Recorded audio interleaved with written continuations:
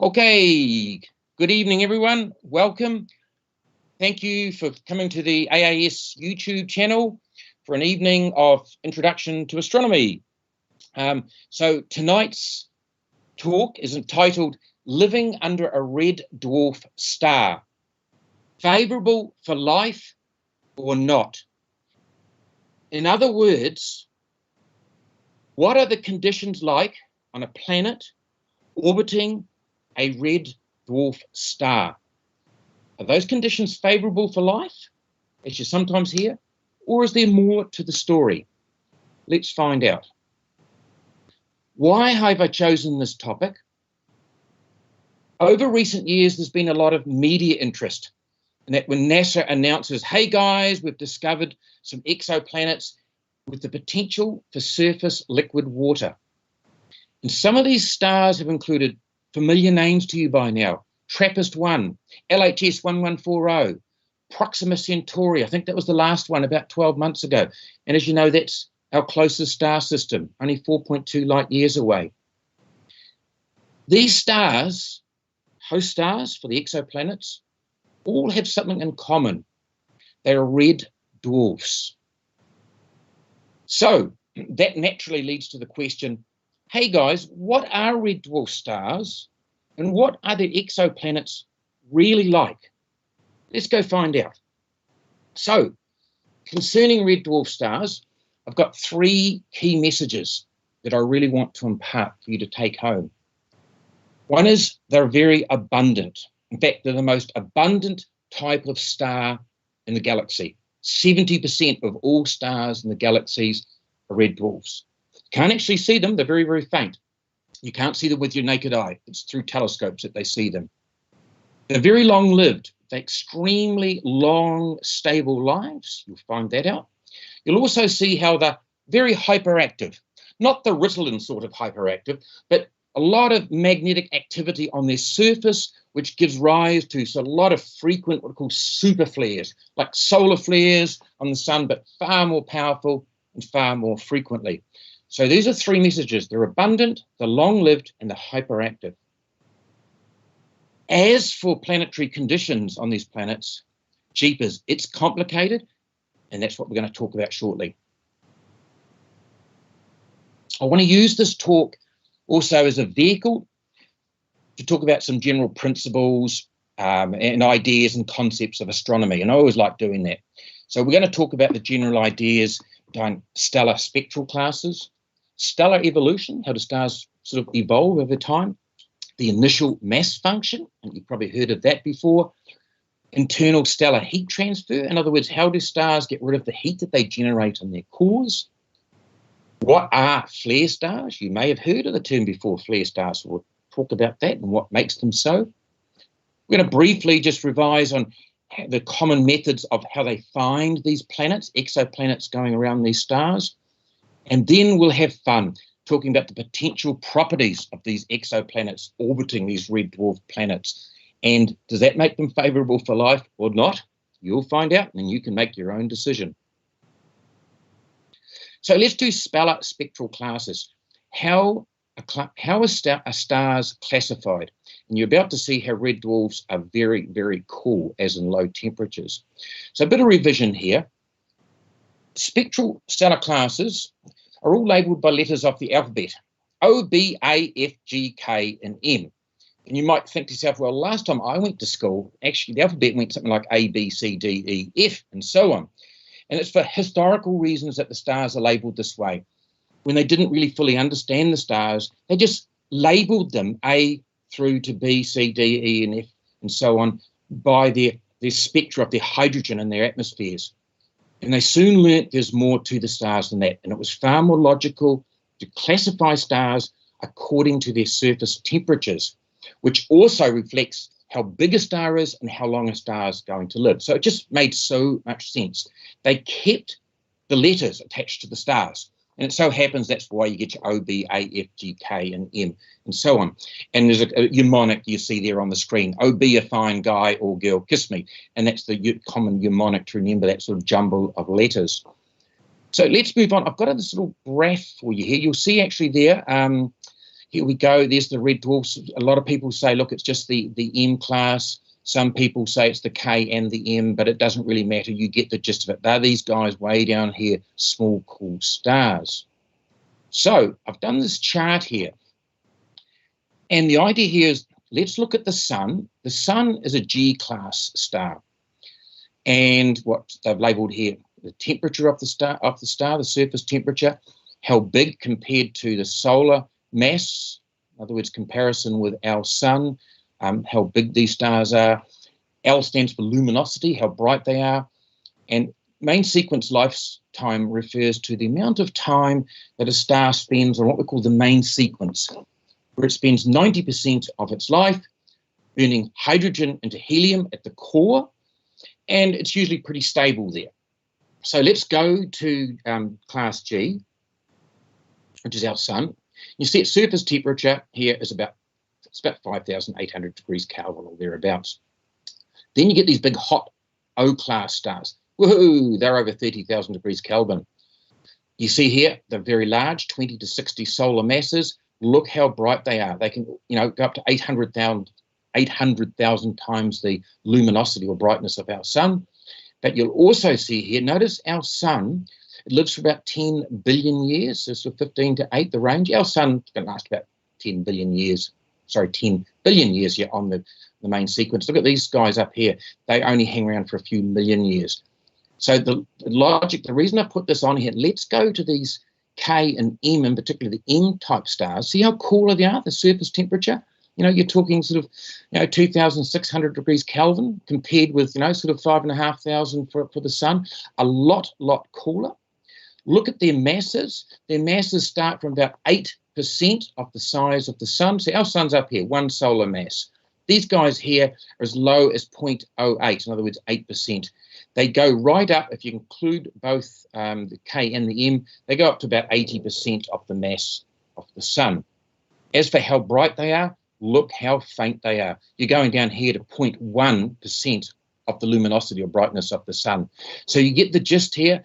These K and M red dwarf type stars, they're very slow mass, very, very dim, and look how long they spend on the main sequence. Instead of sort of 10 billion years, you're talking up to 56 billion years here. How old is the universe? About 13.8 billion years, say. So these guys take a lot longer than that to burn themselves out. So in other words, they haven't even had time to do that yet. So they're all sitting on the main sequence. So that was really the main purpose of that slide. Let's move on. So as I've alluded to, red dwarfs are stable for a long time because they have got low mass, they burn their hydrogen at a low rate, and they sit, as you see, on the main sequence there for a long, long time, which, in other words, they're considered very stable before they start puffing up into red giants and so on. As I've mentioned, stars spend 90% of their time on the main sequence. That's this sort of line running up through here. And the best time for a planet to be around a star is when it is in that stable state on the main sequence, where it spends 90% of its time. And just recapping, our sun's about here, which is about 10 billion years on the main sequence. These babies down here spend tens, up to 56 billion years in this nice, stable state sitting on here in the main sequence. So they're cool, they're dim, and they remain stable, relatively stable, for what they'll do later in life for a much, much longer length of time.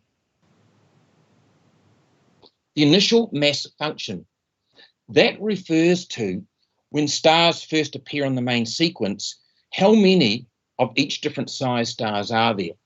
And really the main thing here is that the smaller a star is, the more common they are. And red dwarfs are very, very common. And I've got that here in a nice little pie diagram. Here it is here. You'll see that here's your K and your M red dwarf stars. They make up about 70% of all the stars in the galaxy.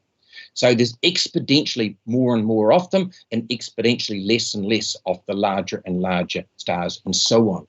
So you're getting the gist of where I'm heading with all this. They might be cool in the dim, but they're stable for long lengths of periods. And there's so many more of them out there. So how do stars get rid of the heat? You'll know when they're burning hydrogen in their cores to produce helium. How does that heat then move out through the main body of the star and then dissipate out from the surface? And let's talk about that. This is the three main ways that heat transfer may be done.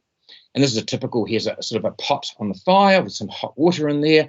Radiation is, of course, when the heat just radiates out through the air when you put your hands over the fire.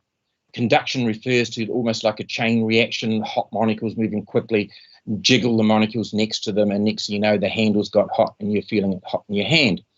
But the water does a different story. It goes by convection, and that is when water at the bottom gets heated up, like little groups or little cells of hot water. Heat, they start rising, they send off their, dissipate all their heat, and as they cool down in that process, they start sinking back down again. And these little cells go round and round. And that process is called convection. And that's really, really important with red dwarf stars. Okay, so this is a model of the sun. The temperature in the middle of the sun is about 15 million degrees. So that's quite hot enough whereby the heat that's generated in the core is able to pass through most of the body of the sun in form of radiation of the heat. Then the temperature gets just cool enough where it's no longer hot enough for radiation, and you start getting convection coming in here with little cells start rising of hot plasma starts rising to the surface, cools off, lets go of its heat, cools down and starts dropping again. And this cycle goes on and on and on the surface of the sun. That's what you see. Now, with a red dwarf, the temperatures in the body of that star does not get high enough for radiation, for there's no radiation zone. So effectively, the whole body of the star is going through the process of convection. It's pretty much like your hot water boiling away there. And what does that cause? That then causes, you've got a lot of activity. Let's just go back a little bit here. So you've got all this sort of plasma. What is plasma? It's charged particles. What do you get when your charged particles start flying round and round? You start getting magnetic fields and so on activity. In fact, that's what causes sunspots and solar flares on our sun, is these twisted and distorted magnetic fields from the bit of convection that's going on. So here in these red dwarf stars, it's just all convection the whole way down. So you've got yourself a pretty busy surface of that star. So that's what leads us on to talking about flare stars now, whereby you have frequent, large super flares, they call them. So let's go on. Here we go. So here's that same diagram again, and you've got all this plasma that's getting churned round and round in convection. So all this, a lot of magnetic surface activity, which means you get a lot of solar flares or sun flares. They burst out. And what do they burst out? Lots of charged particles and high energy X-rays. So whereby you might think the solar wind, and we get solar flares, we get X-rays blasting out and charged particles. That's nothing on these babies. These guys are constantly giving out loads and loads of super flares, much larger flares that would come out of our sun. Why? It's because they're all convection. It's convection the whole way through the star. So there's just huge, lots of magnetic activity going on the surface of the star. So what are flare stars? Just a little bit about the flares themselves. They provide, potentially, they can provide lots of energy to get life underway, provide energy for photosynthesis. You know, that's the where plants start making energy from solar or from heat from the sun. Having said that, there's another side to them. They can also, all those charged particles and high energy X-rays, in particular the charged particles, they can quite happily get to a planet that's reasonably close to that star and quietly strip away its atmosphere, which of course you start getting a low atmospheric pressure, and then the oceans start to evaporate. So it can be harmful as well. And those charged particles and those high energy X-rays can also be quite harmful to the genetics process that's going on when life's starting to form. So potentially it's got some good sides to it, but potentially it's got some bad sort of aspects to it as well. Another thing here is that how do they find exoplanets? Let's talk about that. And you'll find here that red dwarf exoplanets are actually easier to detect and that's why they tend to find them quite readily. Now, you might say, well, why is that so? So let's have a look. What this graph shows you, there's all different ways that you can look for exoplanets. There's 5 main ways, but the 2 biggest ones by far are what they call the transit method, which is in green there, and the radial velocity method that goes down here. And you'll see, look, between these 2 methods here, that's 99% these days of how you locate exoplanets. So let's find out what these methods are. So this is your transit method. And the idea here is if you're looking at a star and then a planet happens to go across in your line of sight, and you're measuring the intensity of light from those stars, as the planet moves across it, you get a dip. And this is what they call a light curve. You've got time on the x-axis, the brightness or luminosity in the y-axis, and you're watching the star.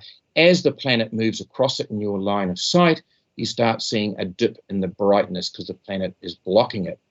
Now, you get a really big star and a small planet, the proportion of light that's getting blocked is really, really small. And those little dips in your light curves are harder to find. But you consider a much smaller star, as that planet moves across it, that planet is making a more proportional dip in light. It's a higher percentage of the star's light. So you'll see a bigger, more obvious dip here in the light curve. So with this method, the transit method, it is far easier to identify a planet going around a small M or K red dwarf than it would be, say, one of those big O or B massive big stars. The other way is the radial velocity. When a planet goes round a star, it actually looks that way. It looks like it's just going round and round the star. But what's actually happening is they're both wobbling or going around the common sort of center of gravity. And it just so happens that almost always that's actually at some point in the body of the star. So the star creates a bit of a wobble. So wherever you've got a planet going around a star, albeit small, but that star will just gently wobble a little bit as it wobbles around a point within inside its body, which is the center of gravity for both the star and the planet. And that's what they're able to pick up. As the star moves towards you here, or it's moving away in its process of wobbling, the wavelengths of light get either stretched further out, like redshifted, if it's wobbling away, or if it's in the process of moving towards you in the wobble process, those wavelengths get squashed up a little bit in what they call blue shifted. And you've probably heard of the Doppler effect, and that is the Doppler effect. As something's moving away from you, its light waves will get larger, it'll appear to get stretched. If something's moving towards you, the light will get sort of shifted towards the blue end or shorter wavelengths. And so that's what they're able to look at. Now, it also follows that if you have a slow mass star, such as one of these red dwarfs with a planet of certain size, the center of gravity of that system is going to be further away from the center of that star, which means the star is going to wobble more than if that same planet was going around a big star, in which case the center of gravity would probably, the common center of gravity would probably be almost bang smack in the middle, very, very close to that star. So it's going to wobble less. So it makes sense that with these red dwarf stars, they tend to wobble more, which you can pick up with this radial velocity method. So these 2 key methods that scientists are using today to detect these red dwarf stars, both of them lend themselves naturally to picking up exoplanets orbiting red dwarf stars. So that's a big favourable thing. So now we're going to move on to now potential properties. So I just want to move back a little bit here. I think I do recap here. But so you've learned about, revised about spectral classes. These guys are small, they're dim, they're very cool.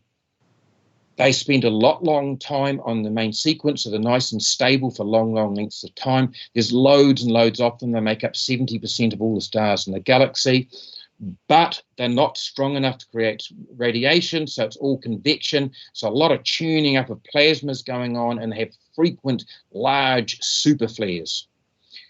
Another side of them, because of their relatively small size, and you've got the planets make up a bigger proportion of volume compared with them, say, with a bigger star, they're more readily to be seen. So let's move on now to potential properties of exoplanets orbiting red dwarfs. This is where it gets a little bit fun. So what are the conditions like? And the bottom line is there's many, many factors, which we're going to go over right now. And they include all these ones I've written here. So let's have a look. So red dwarfs happen to form smaller planets more easier than large stars.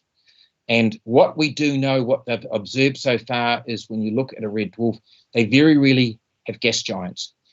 3.5 times more Earth-sized planets than, say, a star the size of our sun.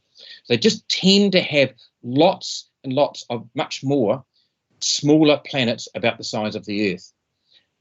1 in 4 red dwarfs that's been identified has an Earth-sized planet in the habitable zone. So next thing is you're going to say, what is the habitable zone? So let's talk about that. So the main message to this slide is red dwarfs more readily form small planets, sort of rocky planets the size of Earth, than some big O or B style star, and certainly by more than our sun, which is a G type. So a habitable zone, you've probably heard sort of NASA talk about it. We've found some planet, it's in habitable zone, therefore it's got liquid, it's got the potential for liquid water on its surface. And indeed, that is the habitable zone. It's defined by the distance from a star to the planet, its orbit, whereby it's suitable, the temperature at that distance is suitable for liquid water. So it follows that if you've got a cooler, dimmer star, that's going to be further in. If you've got a big, massive, hot star, that habitable zone is going to be further out. But that's by definition what a habitable zone means. It's the zone around a star whereby the temperature is just right for surface liquid water.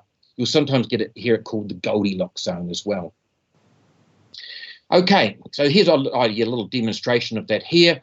Here's our sun. It's a G spectral type. Here's your zone in here, sort of yay far out. Anything inside here, it's going to be too hot. The water sort of evaporates. Anything further outside, it forms into ice. It's too cold. In this zone here, it's just right, and water on the surface of any planet in this zone here is going to be liquid. Here's a bigger star, an A-type star, much bigger, much hotter. So naturally, that habitable zone is going to be further out. And here's your red dwarf, your M-type star. Notice the habitable zone where there's liquid water is a lot closer into the star because it's a cooler, dimmer star. This slide isn't interesting because it also shows that here you've got your stellar distance. This is 1 AU, astronomical unit, in other words, the distance from Earth to our sun. And you'll notice here, as stars get smaller and smaller and dimmer, not only does the habitable zone get less and less, it gets closer to the star, but it also gets much narrower. And if you start getting stars really, really close in here, that's when you start running into some interesting things. You start getting gravitational and atmospheric influences on that planet from the star. Why? Just because you're getting closer and closer to it. So let's go and find out. Gravitational influences, you often call those tidal. It's because that's why we use the word tides. Tide refers to the gravitational attraction, for example, between the moon and the Earth and so on. So we often talk about tidal locking. In other words, the gravitational influence is so high, the tidal forces are so high, you start getting what they call tidal locking, which you're going to see shortly. And when tidal locking occurs, it leads to a condition or a state called synchronous rotation. It affects the magnetosphere, which is the magnetic fields around the planet, and it starts affecting the planet's atmosphere and climate, which we're going to talk about right now. So let's talk about these three things. So the whole concept of tidal locking and synchronous rotation.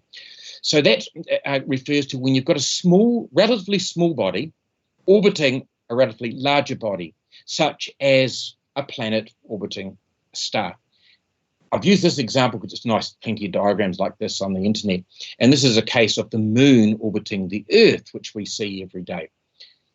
And what happens is the tidal gravitational forces cause tidal forces which create a bulge you can see here in the moon, the smaller body. And what happens, that bulge keeps getting attracted towards the Earth.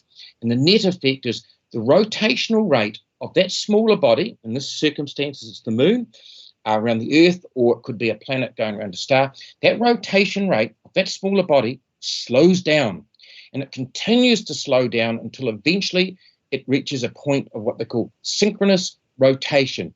And that just refers to that the rotational rate is exactly the same rate at which it's going around the larger body, whereby the same side of the smaller body is always facing the larger body it's going around. And that's why we always see the same face of the moon pointing towards Earth, is for that exact reason. You've got a large body, the Earth, you've got a small body, the moon. That moon's rotation rate slowed down with the process of tidal locking to the point of where one side just constantly faces the Earth. So you can get that. So I'm sure you're sort of seeing where I'm leading to with that. That can start occurring if you get a small planet that have surface liquid in it, i.e. on the surface, i.e. to be in the habitable zone, it's got to be up reasonably close to this really cool, dim star, whereby gravity starts taking a hold. One other thing I'll mention here with synchronous rotation as well, if you've got one side that's constantly facing the star, say an example of an exoplanet, one side facing away, you're going to get one side that constantly is getting baked, absolutely fried.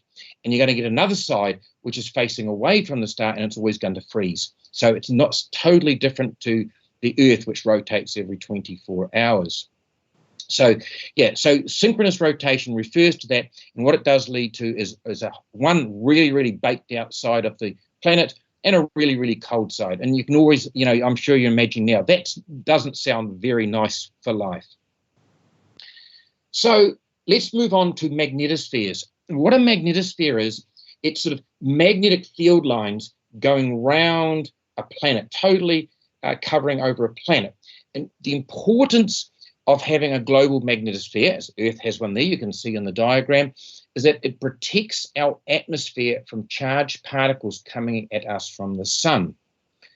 And typically when a solar flare happens, for example, you get these charged particles start streaming towards us at high velocity, so full of energy, and they're quite happily, if they were left unchecked, they could quite happily strip away a planet's atmosphere. And you want an example? Mars. Mars is because it's relatively cool. Its inner core, it's relatively small. So its inner core cooled down a lot quicker, and it lost its magnetosphere, and it's starting to lose its atmosphere for that exact reason. So why do we have a magnetosphere? We have one because Earth has a nice big molten iron core in its middle.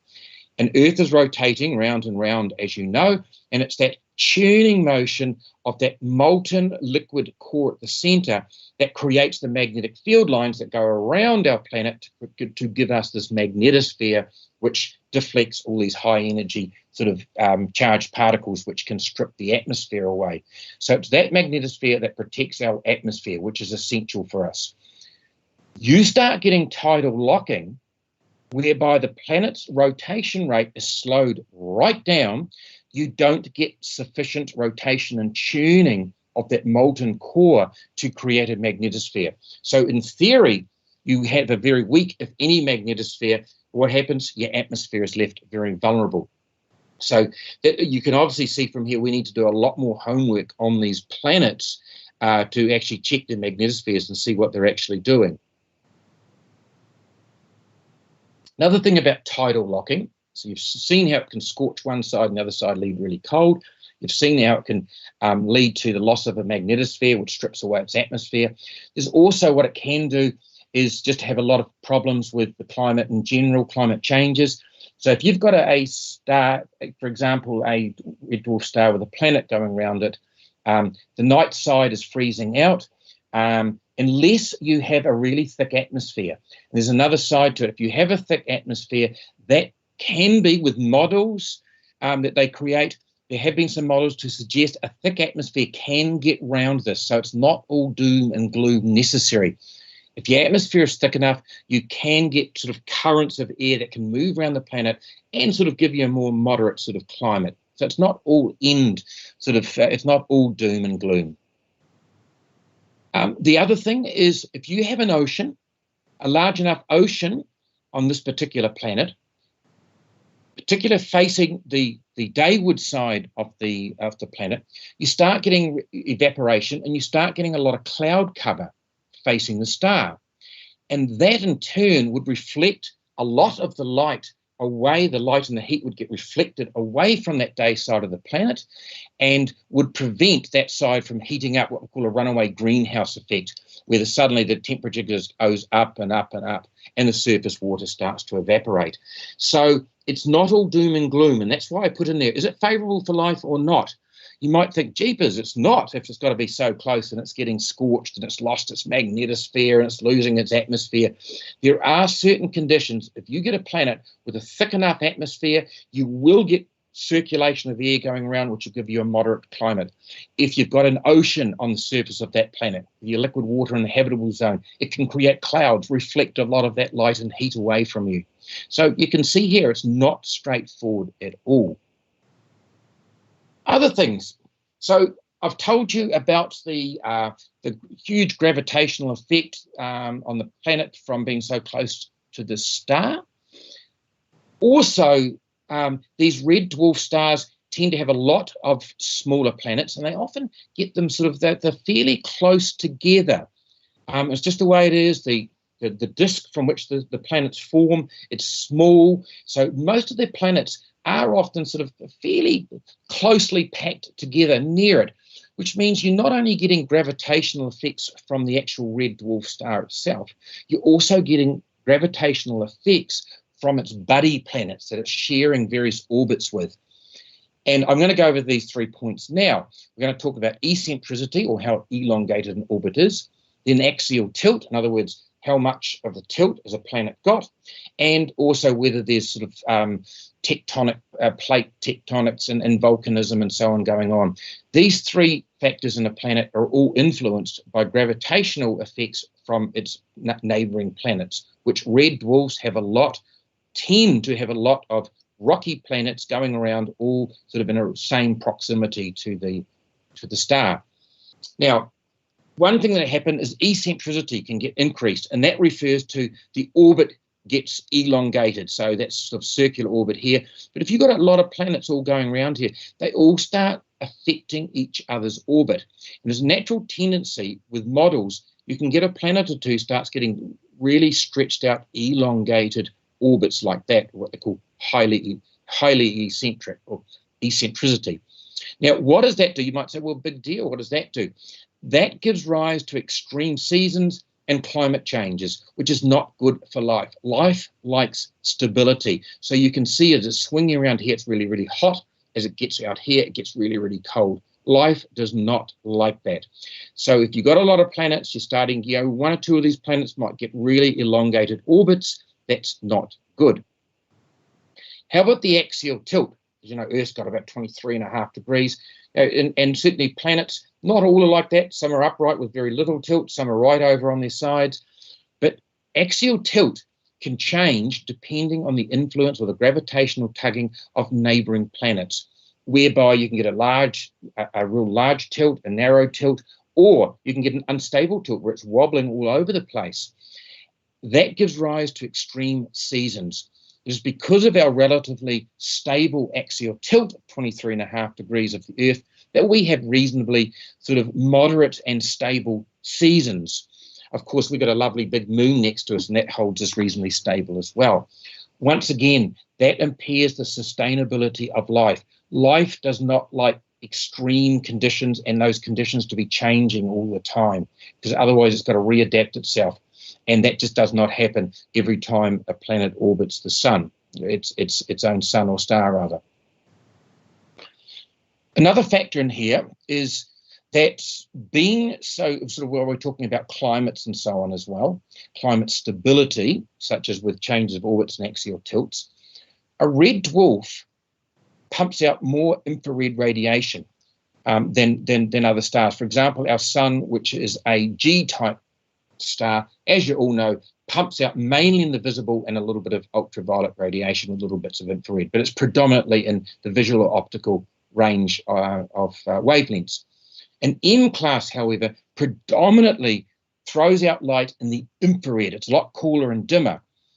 And infrared photons, light particles are absorbed by water, carbon dioxide, methane gases in the atmosphere. So that acts, the sort of hot greenhouse gases, you've probably heard of those before.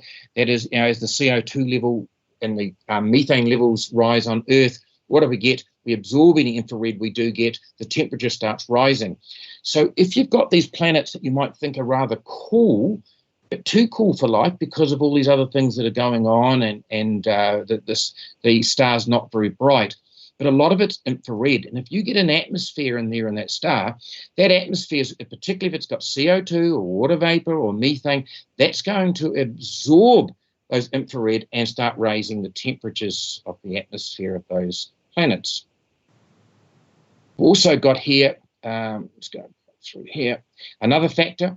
If you've got particularly if you've got a highly elongated orbit, as the planet starts approaching near to the star, you start, because of gravitational effects again, if you've got tectonic plates, sometimes you don't even need those. Because of all the tidal forces working on that planet, you get a lot of tidal or gravitational stretching and flexing and twisting of the crust of that planet. You start getting geological activity. Plate tectonics move, volcanoes start getting active and so on. And that's a good thing for life, because it tends to recycle things like carbon and so on. So that's a good thing. So I've just told you how these elongated orbits and funny axial tilts and stuff through gravity from other planets can be a bad thing. It can also be a good thing. So every point that I've raised up here has got a good side to it and a bad side to it. So as you can see, it's pretty messy and it's pretty complicated. We've got a lot more work to do on it yet. Photosynthesis. That's, of course, the important thing of plant life. They pretty much are the key that sort of gets all the energy from the sun, which provides nutrition and energy for animals to eat and so on, produces oxygen. It's essential to life on Earth. We're lucky because the plants tend to absorb the optical wavelengths of light. So infrared is the low energy infrared wavelengths that are emitted from red dwarfs. Are they powerful enough to drive photosynthesis? We don't know. Maybe, maybe not. If they're not, we've got all these high energy X-ray flares coming from these. That could make up the difference. So once again, here's another principle. You think, well, is that good or is it bad? Is it a mixture of both? We don't really know. So there's a lot of factors involved in all this, and there's a lot more work to be done on it yet. Is it favourable for life or not? We don't know. So I've probably prattled on quite a bit here. So I thought I'd bring it together in sort of some slides here and try and put it together in sort of much more easy to understand.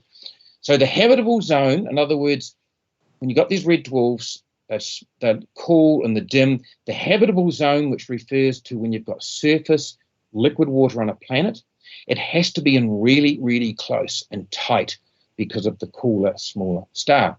Because of that, you're getting more gravitational influence from that star, which creates extremely hot and cold hemispheres. One side of the planet could be hot, one side could be cool. Because of that, if you've got a liquid iron core that generates sort of magnetic field lines which protects your atmosphere, that might be reduced because you're getting that tidal locking.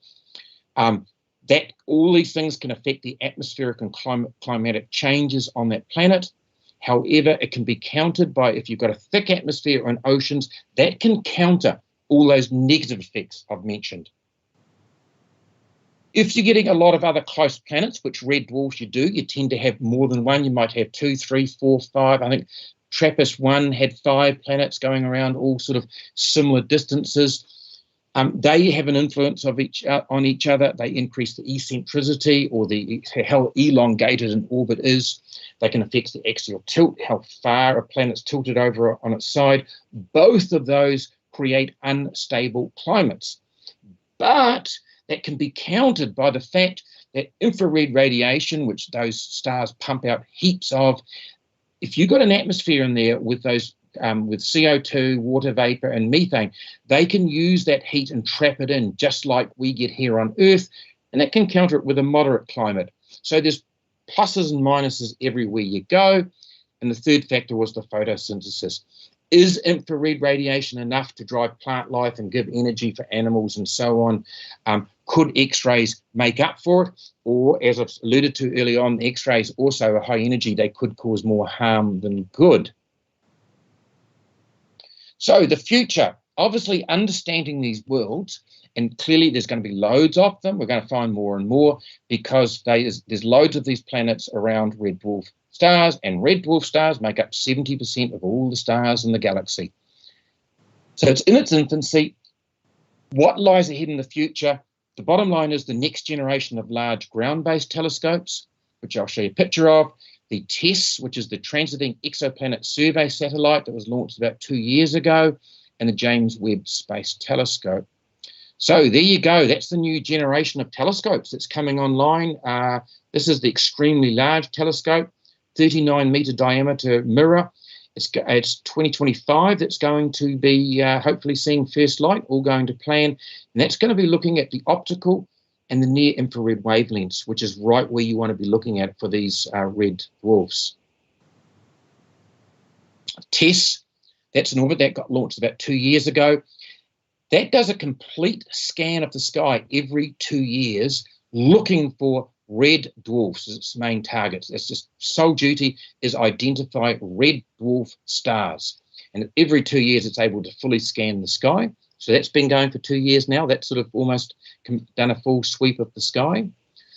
The future James Webb Space Telescope, I think it was all scheduled to go off to be launched March next year, but I think that's been held off now with the COVID-19 crisis. But the bottom line is that's a huge telescope. It's going to be looking specifically in the infrared, and its key job is going to be, finding these red dwarf stars, but also looking for biosignatures in the atmosphere, which means chemicals. It'll be able to study the spectrum or the light that's shining from the star through the atmosphere of a planet that eventually comes to us, analyze that light that's going through the atmosphere, and look for signs of chemicals that are indicative of life. Some of the nitrogens, oxygen, and so on. Oxygen is generated by photosynthesis, ozone, and so on. There's methane, all sort of chemicals in the atmosphere that can indicate, possibly life. They call them biosignatures. And this is going to be a big thing that the James Webb Space Telescope will be able to do. Okay, so just let's summarize all that. Me prattling on. I've just got a very brief video here. I've checked out the copyright. It's all good. So it's about 4 or 5 minutes, and it just brings together everything we've talked about. Let's do it go. Oops.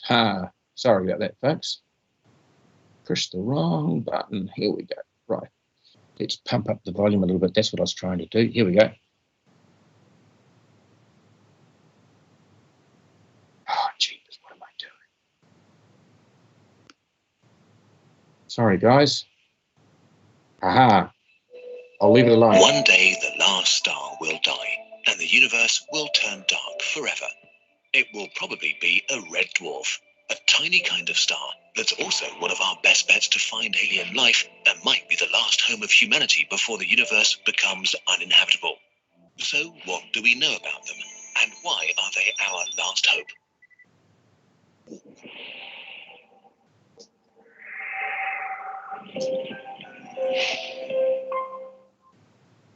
At least 70% of stars in the universe are red dwarfs. They are the tiniest stars out there, with only about 7 to 50% of the mass of our Sun, not that much bigger than our planet Jupiter, which is still huge though. They are also very dim. It's impossible to see them with the naked eye. You've never seen one in the night sky. Even with all our technology, we can only clearly observe red dwarfs in our neighborhood. Approximately 20 of the 30 stars close to Earth are red dwarfs. Like all stars, red dwarfs fuse hydrogen into helium. But while more massive stars accumulate all the fused helium in their cores, red dwarfs stay convective, meaning that the helium and hydrogen constantly mix. So they use up their fuel incredibly slowly before they're extinguished. Red dwarfs burn so slowly that their average lifespan is between 1 and 10 trillion years. By comparison, the Sun will survive for another 5 billion years. Because the universe is only 13.75 billion years old, not a single red dwarf has reached later development stages. Every single one of the trillions that exist is still a baby. Speaking of babies, the smallest star in the entire universe is also a red dwarf, because small red dwarfs are right on the verge of being a star at all. Just a tiny bit less hydrogen, and they are mere brown dwarfs, failed stars that cannot sustain a fusion reaction for long. So what about aliens, or a new home for humanity? Since our sun will die one day, we'll eventually need to look for a new home.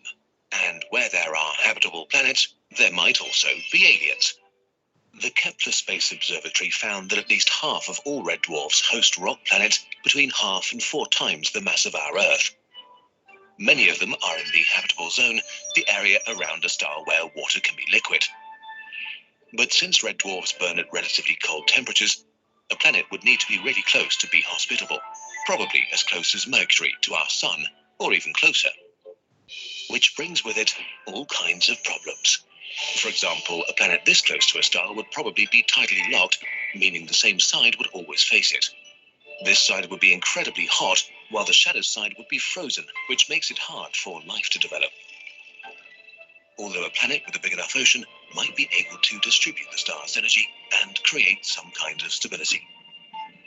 Or the gravitational forces of the red dwarf could squeeze the planet and heat it up so much that it might lose all its water over time. These planets could end up like Venus, a hot, burning hell. Another problem is that many red dwarfs vary in their energy output. They can be covered in star spots that can dim their emitted light by up to 40% for months, which would cause oceans on planets to freeze over. At other times, they can emit powerful solar flares, sudden outbursts of energy, incredibly powerful. These red dwarfs could double their brightness in minutes, which could strip away sizable portions of a planet's atmosphere and burn it, rendering it sterile. On the other hand, their extremely long lifespan is a big plus. A red dwarf with just moderate levels of activity could be an amazing place for a planet that hosts life. Life on Earth has existed for about 4 billion years, and we have about 1 billion years left before the sun becomes so hot that complex life on Earth will become impossible. We will either die out or leave Earth and look for a new home. We could build a civilization for potentially trillions of years around a red dwarf with the right conditions. About 5% of the red dwarfs in the Milky Way may host habitable, roughly Earth-sized planets. That would be more than 4 billion in total. But life may not even need a planet like Earth. Candidates for life around a red dwarf may be the moons of gas giants, also called super-Earths, really massive rocky planets. All in all, there are an estimated 60 billion potentially habitable planets around red dwarfs, and that's in the Milky Way alone. So red dwarfs might become really important for our survival in the future. But everything has to die at some point, even red dwarfs. When in trillions of years the life of the last red dwarf in the universe is about to end, it will not be a very spectacular event. As its hydrogen runs out, it shrinks, becoming a blue dwarf, burning out completely.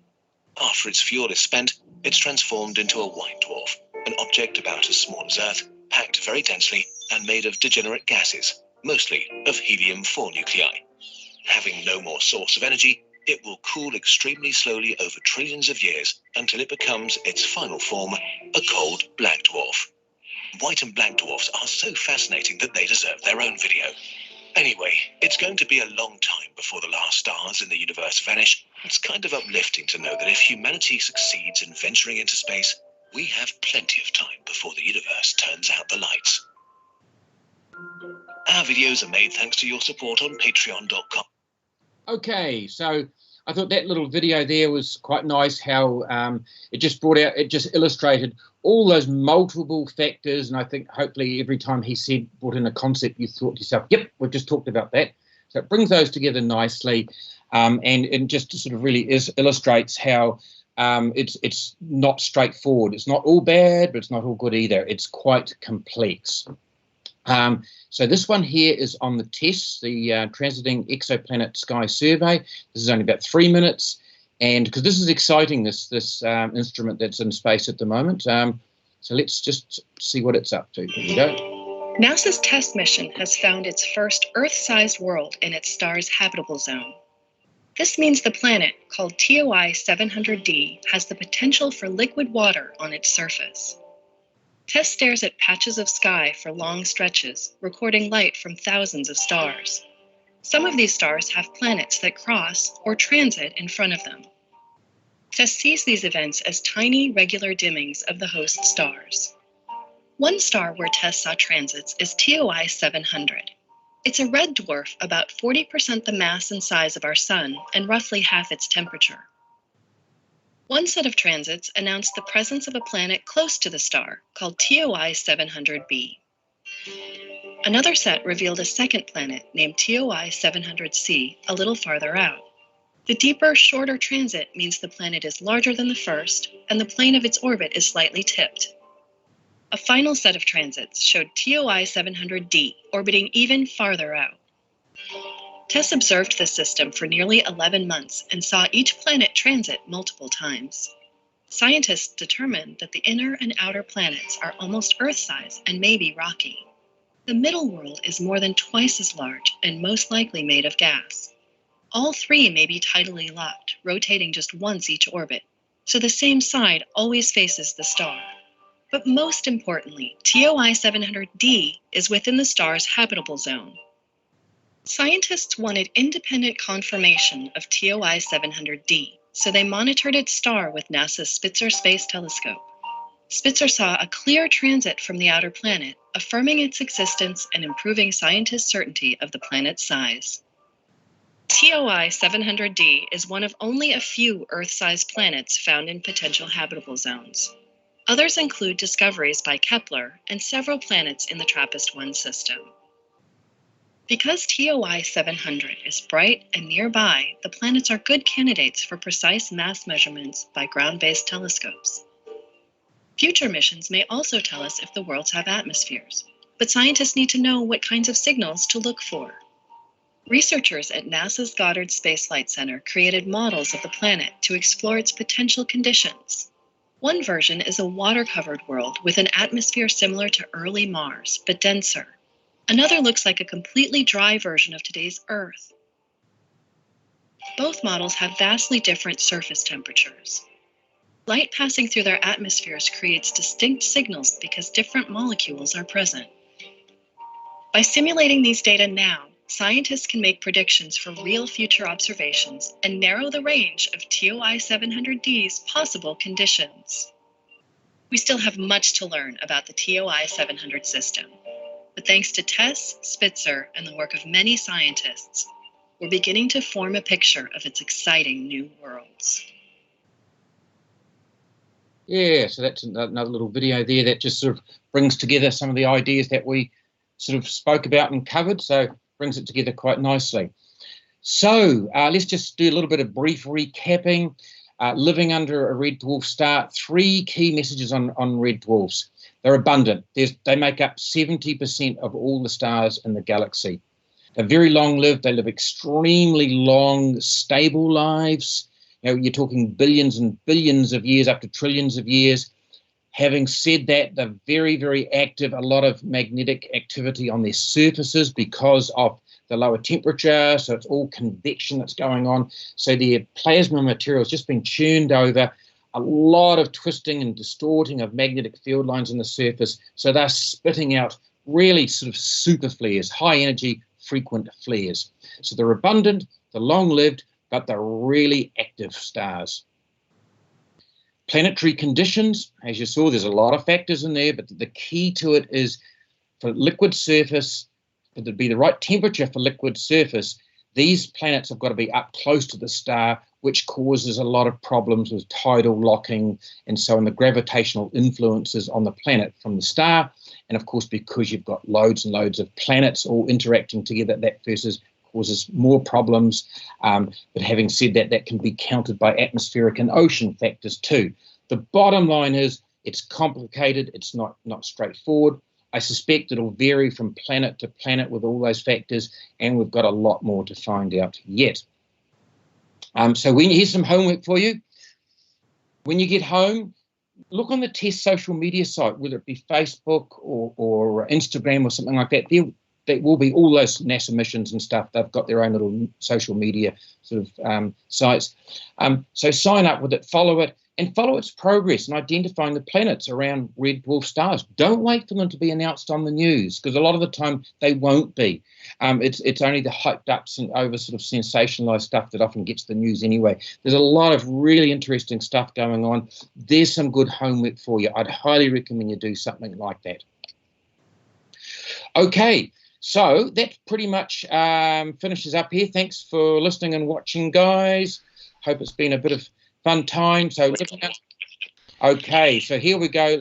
Time for questions. We've got one question. Okay. So one question from Rolls8469 in the chat, who wants to know, in our solar system, which other planets are in the habitable zones? That's in our solar system. Yeah. Okay. So you've got Earth. Mars actually is in the zone. It's in the outer aspects of the zone. So you've got Earth and Mars. And next thing you're going to probably say, well, where's the liquid water on Mars? That Mars is, a lot of its water is pretty much gone ice. It's turned to ice because it's cold and very thin atmosphere. Why? Mars is much smaller than Earth. It's half the size. So because of that, it's got a large surface area to volume, which means it lost its internal heat very, very quickly. The molten core, which creates that magnetosphere, cooled down.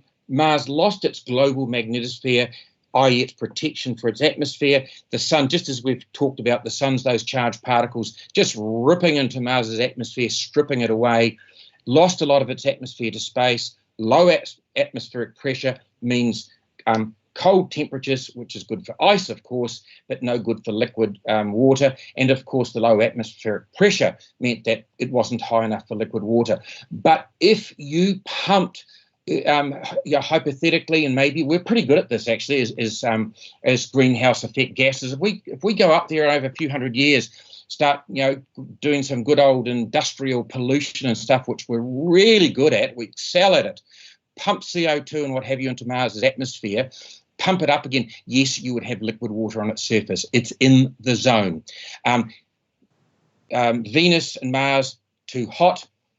Jupiter outwards too cold. Water just exists as ice. So I hope that answers the question. Yep. Thanks for that, Chris. There's just one more question from Jonathan Park, who says, thank you, Chris, for a very informative talk. Can you tell me, is it possible for large gas giants to form around red dwarfs? I'm glad you asked that question, Jonathan. I bet you think you've got me now, don't you, eh? The answer is yes, they can. Not very common. There's only been about 2 or 3 studies where they actually have found these gas giants around dwarf stars.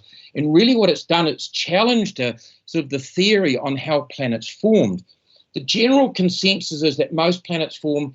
So how do you get a one of these small red dwarf planets anyway? All stars start from a cloud of gas and dust that starts gravitationally attracted towards itself, and start spinning. You end up with a central star with a disk around it.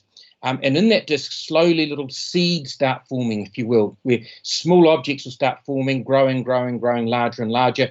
And because that original cloud was smaller, the disk is a lot smaller. It's closer to the star. And also you only tend to get small planets because you've got less material. So that nicely explains why these red dwarf stars tend to give rise to just a gathering of Earth-sized rocky planets all bunched in together close up to the star. And suddenly, whammo, there's a system. Where did this guy come from? You get this huge sort of, big gas giant sitting up there. And it does challenge that theory. And that theory is actually probably mostly right, but not always. And there is some good evidence with modeling and so on that if you get a disk that's big enough and you just happen to get a wide enough disk around one of these little red dwarf stars, that a process called gravitational instability forms, whereby you get just a random clump in some of the outer part of that disk. It just suddenly clumps together, and of course gravity self-attracts and so on. Next thing you know, you've got a snowball effect further out, and it slowly with time it gathers more and more and more through this process of gravitational instability. And I suspect the formal theory is right in most of the time, 95+% of the time, but just occasionally, if the conditions in that disk are right, you will get a bit of gravitational collapse of a particular clump further out.